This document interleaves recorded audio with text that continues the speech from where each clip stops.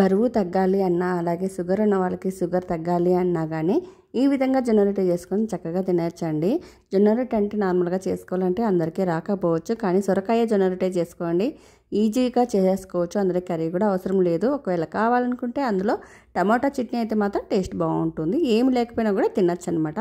ఆ సొరకాయ జొన్న రొట్టె కోసం మనం ముందుగా సొరకాయను తురిమేసి అందులో మనం సన్నగా కట్ చేసి పెట్టుకున్న ఆనియన్స్, పచ్చిమిర్చి పేస్టు, సాల్ట్, కొద్దిగా పసుపు, అలాగే కొంచెం కరివేపాకు వేసి బాగా కలుపుకోవాలి. పసుపు అనేది ఆప్షన్ అండి, మీకు ఇష్టమైతే వేసుకోవచ్చు, లేదంటే లేదు. కొంచెం కలర్ వస్తుంది అనమాట, అంతే.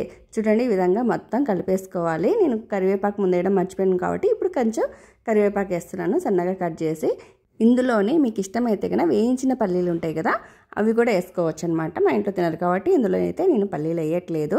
ఈ విధంగా సొరకాయ, ఆనియన్స్, పచ్చిమిర్చి పేస్ట్, ఉప్పు అన్నీ కలుపుకున్న తర్వాత అందులో జొన్నపిండి అనేది కొద్ది కొద్దిగా వేసుకుంటూ కలుపుకోండి. ఎందుకంటే ఇందులో మనం వాటర్ వేయట్లేదు, ఓన్లీ సొరకాయతోనే వేస్తున్నాం కాబట్టి వాటర్ తక్కువైనా కానీ మళ్ళీ ఇబ్బంది కదా. చక్కగా కొంచెం జొన్నపిండి వేసుకొని కలుపుకొని, తక్కువైతే మళ్ళీ కొంచెం జొన్నపిండి వేసుకోండి.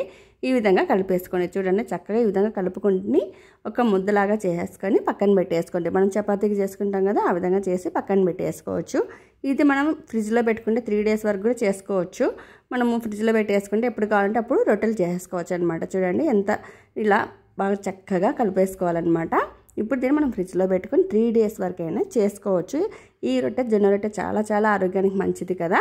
నేనైతే కూడా ఒక స్టీల్ ప్లేట్ తీసుకొని దాని మీద ఒక కాటన్ క్లాత్ వేసి దాన్ని వాటర్తో బాగా అద్దేసుకొని దాని మీద మనకి ఎంత రొట్టె కావాలో అంత పిండి తీసుకొని చక్కగా చేత్తో దాన్ని ఇలా ఫ్రెష్ చేసుకోవాలన్నమాట. రొట్టెలాగా చూడండి, చక్కగా మనకు రొట్టె అనేది వచ్చేస్తుంది అనమాట. మరీ గట్టిగా ఫ్రెష్ చేయనక్కర్లేదు.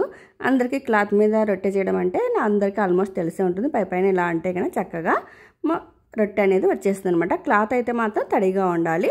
దాన్ని తీసుకొని ఆల్రెడీ మనం ప్యాన్ పెట్టుకొని స్టవ్ ఆన్ చేసి ప్యాన్ పెట్టేసి ఉన్నాను. ప్యాన్ అయితే వేడెక్కిందనమాట. దానిపైన వచ్చేసి ఈ రొట్టెని తీసుకొని వేసి దానికి ఆయిల్ అనేది చాలా తక్కువ పడుతుందండి, ఎక్కువ కూడా అవసరం లేదు. నేను చాలా చాలా తక్కువ వేస్తున్నాను. 2 వైపులా లైట్గా కాల్చుకున్న తర్వాత లైట్గా ఆయిల్ వేస్తున్నాను. ఇది ఆరోగ్యానికి ఎంత మంచిదో చూడండి. జొన్న పిండి ఆరోగ్యానికి మంచిది, అందులో వేసిన సొరకాయ ఆరోగ్యానికి మంచిది. అలాగే ఆయిల్ కూడా చాలా చాలా తక్కువ అనమాట. అసలు వాటర్ అనేది కూడా ఏది వేయలేదు, ఎందుకంటే సొరకాయతోనే మనం పిండి అంతా కలిపేసుకున్నాం కాబట్టి. ఈ విధంగా జొన్న రొట్టెలన్నీ చక్కగా చేసుకొని పక్కన పెట్టేసుకొని తినేయచ్చు.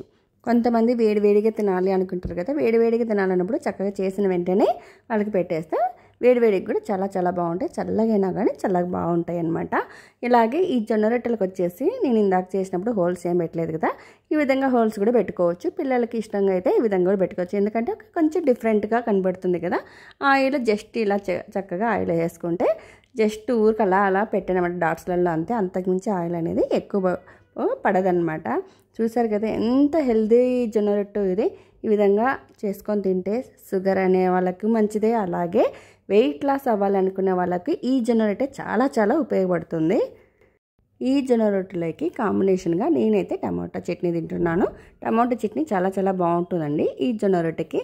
పల్లి చట్నీలు, మిగతా కర్రీస్ అయితే నాకు అంత నచ్చవు. టమాటా చట్నీ అయితే చాలా బాగుంటుందన్నమాట. ఎంతో రుచికరమైన ఆరోగ్యకరమైన ఈ సొరకాయ జొన్న రొట్టె మీకు నచ్చితే కనుక please like, share and subscribe. Thank you all.